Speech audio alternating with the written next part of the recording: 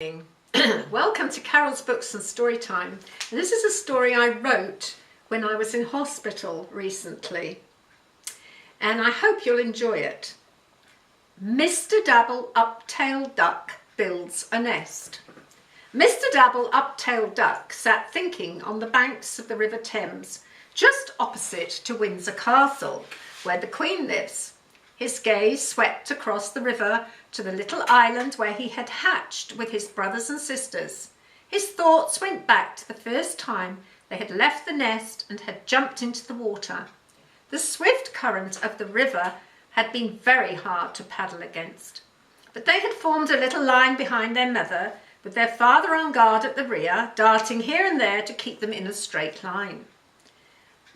They had paddled downriver to where the children threw duck food into the water. The children had oohed and ahed and cried, "Oh, look, Mummy, look at the baby ducks, aren't they cute?" And an American lady had said, "Aren't they just the most darling things you could ever hope to see?" Dabble remembered the snapping jaws of the great pikefish and the disappearance of one or two of his brothers and sisters into the jaws of that terrible monster.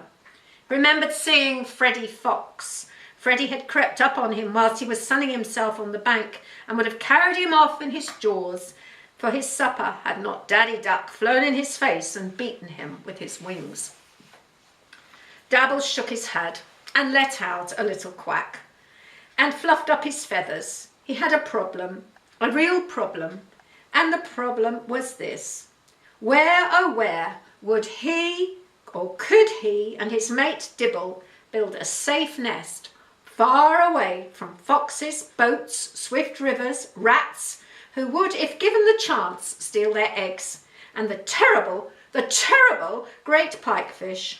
Oh yes, and then there was the problem of getting tangled up in the fishing lines of the fishermen, and perhaps swallowing a fishing hook and choking. Much as he loved the river, it was not the place to bring up a family safely. He and Dabble would have to find a safe place for him and Dibble to bring up their ducklings, far away from the dangers of the river, at least until they were big ducks, able to take care of themselves. At that moment, Dibble climbed out of the water, scrambling up the muddy, slippy bank, and sat beside him.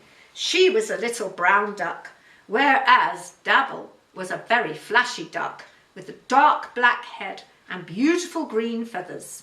Dibble snuggled up close to Dabble. "So," she quacked, "where are we going to build our nest, Dabble?" "Not here," he replied. "Somewhere safe. I just can't be doing with all the anxiety of keeping our ducklings safe from the foxes, the fishing lines, the rats, the boats, and the great pikefish. It's a nightmare, Dibble, bringing up ducklings. You should have seen how worn out my mum and dad were by the time we were grown up enough to leave them. Their feathers were all drab, and they never had a moment to themselves." "So what are you going to do, Dabble?" she quacked softly, nibbling the feathers on his neck. "What are you going to do about our nest? Where are we going to build it? Where are we going to build a safe nest?" "I will fly off and look for somewhere safe, my dear," replied Dabble. "In fact, I will go right now." "Remember, it has to have running water, and it needs to be close to a place where we can feed," quacked Dibble nervously. She was a little worried about having to leave the river, but she understood the dangers herself, having nearly got eaten by the great pikefish when she'd been a duckling, and she certainly did not want that to happen to her babies.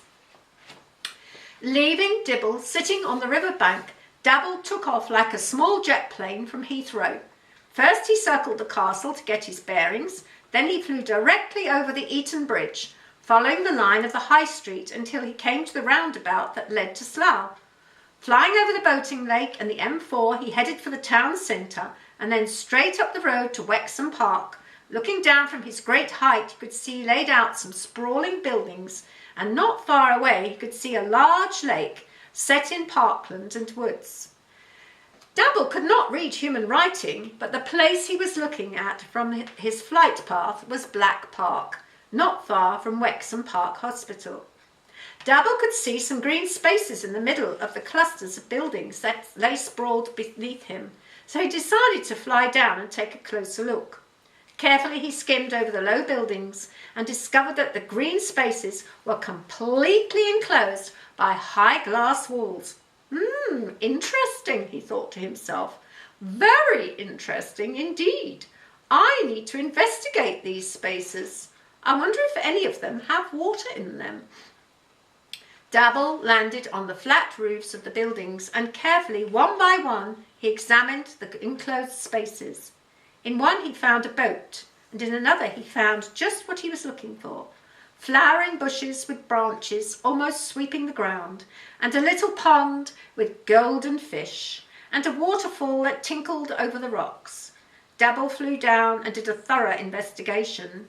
The glass walls were just high enough so that a fox could not come over them. There were no great fish in the small pond, and there were no fishermen other than the little gnome that sat there with his fishing line.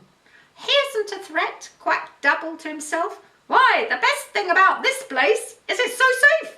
I can mount guard on the roof and protect Dibble and the babies. And when Dibble needs to feed, I can fly down and she can fly off to the lake and feed. Perfect! Now to convince the missus." Dabble launched himself into the air and flew off to find Dibble and tell her all about the perfect nest site he had found for them to raise their first family of ducklings.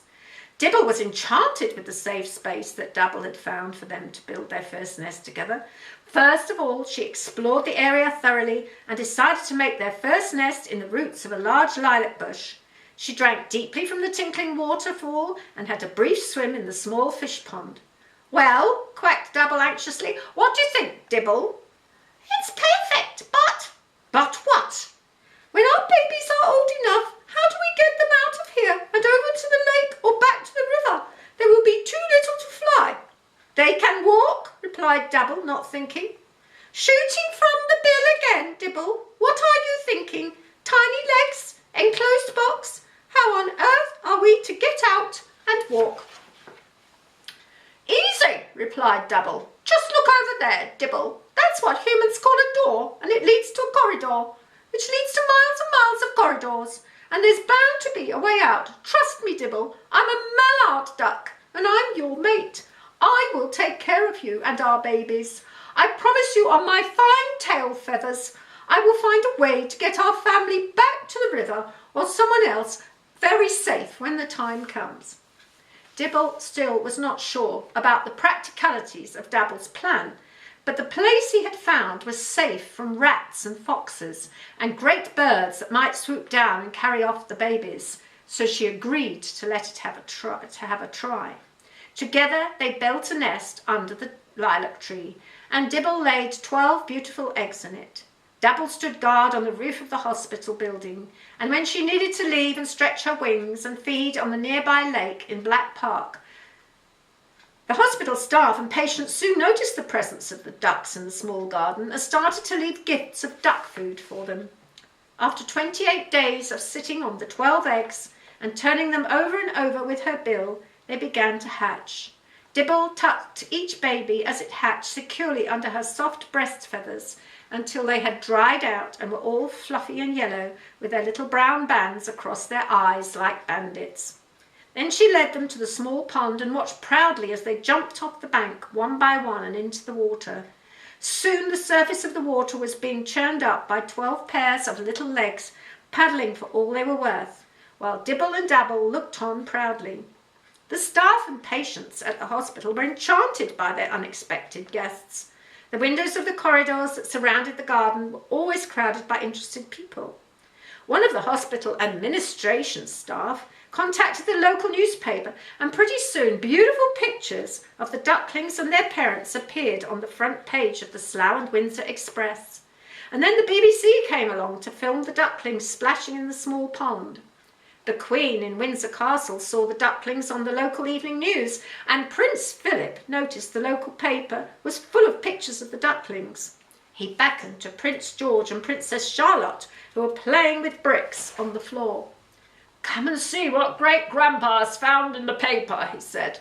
The The children ran over and Prince Philip showed little Prince George and Princess Charlotte pictures of the little ducklings. "Mine," said Prince George, "my ducklings." "Want them," said Charlotte. "I wonder," said the Queen to her husband Prince Philip and her grandson Prince William, "if we could help these ducks. The newspaper says the ducks can't stay at the hospital indefinitely, and they're far too small to fly up to the roof of the hospital and then off to the river. They're far too tiny to be set off on the endless walk along those corridors. Besides, they might get run over by people in wheelchairs or trolleys. Hospital corridors are dangerous places, and Wexham Park has more than most. We must try to help them." "Want ducks," said Princess Charlotte again. "Want ducks in Barfy." Prince William laughed. "You can't have the baby ducks in your bath, Charlotte. Your bath foam and soap would be good for them." "I know," said Prince Philip, slapping his thigh. "They can go and live in Savile Gardens on the lake there. We have carp and goldfish in the lake. They are safe little islands for nesting and sleeping. The tourists feed the ducks, and the high fence stops the foxes from getting in. Also, there is no fishing on the lake, so there won't be the problem of ducklings getting tangled up in fishing lines. The staff in the cafe and the gift shop will keep an eye on them, and then when the tourists have gone, we can take George and Charlotte to visit them." "Oh, what a brilliant idea," said the Queen. "You really are a very clever man, my dear." "Well done, Grandpa," said Prince William. "What an ideal solution. They can become royal ducks. They can wear the royal ring on their legs like the swans, and then they will be protected." And so it was that Dabble, Dibble and their 12 little ducklings became royal ducks and went to live in the beautiful royal Savile Garden, where Prince George and Princess Charlotte went to visit them every time they stayed with their great-grandparents at Windsor Castle. And that's the end of the story. Hope you enjoyed it.